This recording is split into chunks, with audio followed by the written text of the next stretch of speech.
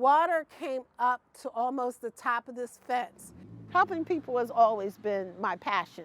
But on September 2nd, 2021, there was rain and a flood in Northeast Wilmington. God bless these people. Hurricane Ida. Look at this. So I got in my car and I drove around to help a family and their little children get to drier land.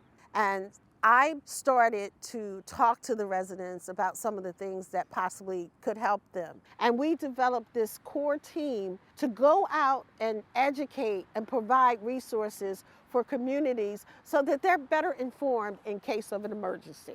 Delaware's first resilience hub. When or if there's a disaster, we activate to the location to assess how we can help. Now, when there's no disasters going on, we have monthly meetings on preparedness. What we want to do is prepare this Wilmington community for any type of disaster that may be coming down the pike. Remember the day I met you guys coming out your apartment? Yes. Being in a flood of that magnitude is something that nobody would want to go through. Stacey was there to help. It was on my heart to do it. She prepared meals herself at home, bought the meals in. From there, she was there the whole time. The best that we can. Thank you.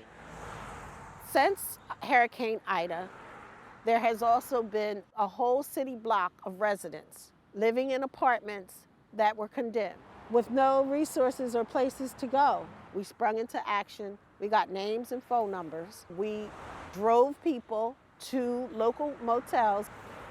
Those apartments are still closed today. This is a community where we put together emergency kits for them to put in their house. When we had a heat wave here in Wilmington, we opened cooling stations where people could come in and then we would give them snacks and water to go.